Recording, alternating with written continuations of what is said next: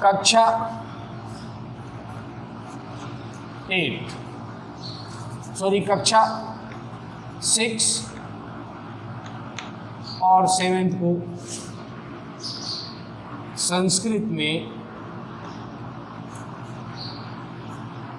मैं समास प्रकरण करा रहा हूँ। समास प्रकरणम, इसमें आप लोगों को मैं अव्ययीभाव समास करा चुका हूँ। हमारा दूसरा समास चल रहा था कर्मधारय समास। कर्मधारय समास, कर्मधारय समास के भी दो भेद करा दिया था मैं, आज आगे आपको कराने वाला हूं। उपमानो उत्तर पद कर्मधारय, इसका नाम क्या है? तीसरा भेद जो है इसका उपमानो उत्तर पद कर्मधारय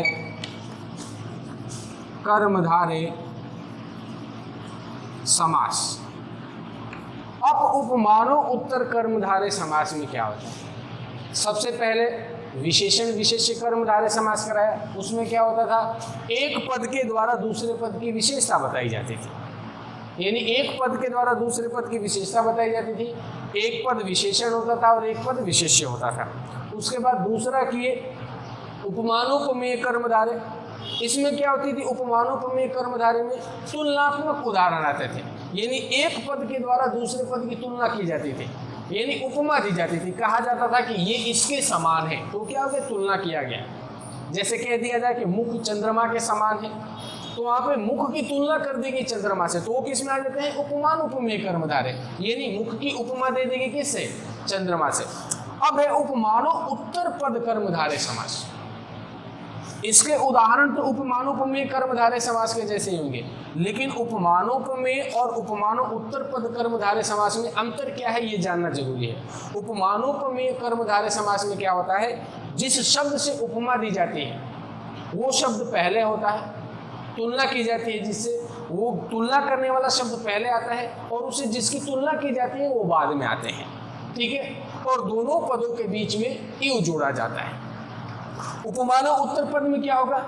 जिसकी तुलना करेंगे वो तो पहले आ जाएंगे और उसकी तुलना करने के लिए जिस शब्द का प्रयोग किया जाएगा वो बाद में आ जाएगा, और ये दोनों पदों के बाद में लगाया जाएगा। इतना अंतर आता है। जैसे उदाहरण करके आपको बता रहा हूं, दिया हुआ हो पुरुष व्याघ्र, नंबर 1 पे दिया हुआ हो, पहले इसके बारे में पूरा लिख दूं। उपमानो उत्तर पद कर्मधारय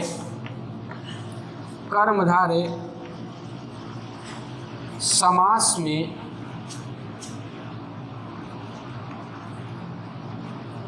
तुलना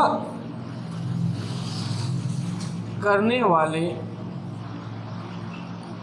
शब्द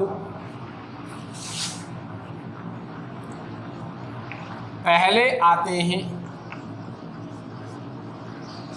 सॉरी पहले नहीं, बाद में आते हैं, बाद में आते हैं, और जिसकी तुलना की जाती है, जिसकी तुलना की जाती है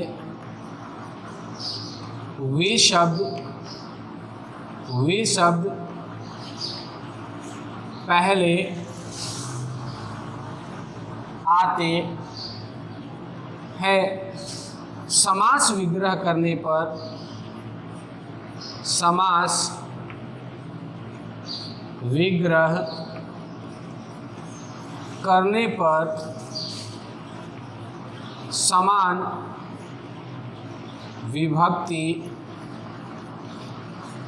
का प्रयोग किया जाता है, का प्रयोग किया जाता है, तथा इव दोनों पदों के बाद लगाया जाता है। यानी इसमें क्या होता है, उपमानो उत्तर पद कर्मधारय में जिससे तुलना की जाती है वो शब्द बाद में आते हैं और जिसकी तुलना की जाती है वो पहले आ जाते हैं। और उपमानोपमेय में उल्टा हो जाता है, तुलना करने वाले शब्द पहले आते हैं और जिसकी तुलना करते हैं वो बाद में आते हैं। उपमानोपमेय कर्मधारय में इव दोनों पदों के बीच में लगाया जाता है और उपमानो उत्तर पद कर्मधारय में दोनों पदों के बाद में इव लगाया जाता है। जैसे उदाहरण करेंगे, नंबर 1 पे दिया हुआ पुरुष व्याघ्र, पुरुष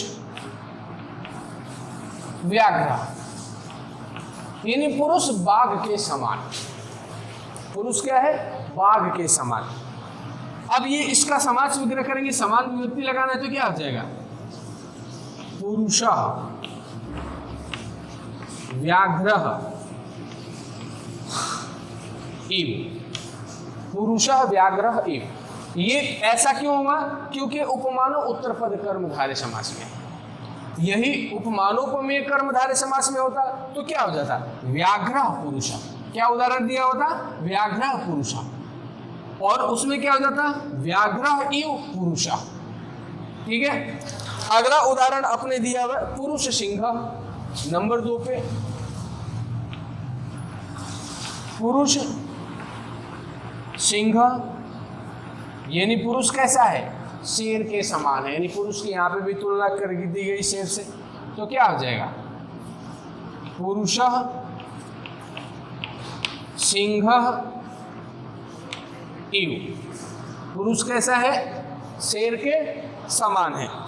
अगला उदाहरण है मुख कमलम। क्या दिया हुआ, मुख कमलम यानी यहाँ पे मुख की तुलना कर देंगे किससे, कमल से। कहा गया मुख कैसा है, कमल के समान कोमल है या मुलायम है, तो क्या हो जाएगा, मुखम कमलम इव। ध्यान रहे ये दोनों ही शब्द किसके हैं, नपुंसक लिंग के हैं। किसके हैं, नपुंसक लिंग के हैं। पुरुष नागः, अगला उदाहरण पुरुष नाग यानी यहाँ पे पुरुष की तुलना क्या किससे कर दी, नाग से, कि पुरुष किसका समान है, नाग के समान। समान विभक्ति लगा करके पुरुषः नागः इव। इस प्रकार से आप कर्मधारय समास के तीसरा भेद उपमानो उत्तर पद कर्मधारय समास को भी सरलता से समझ सकते हैं। आज के लिए इतना ही, धन्यवाद।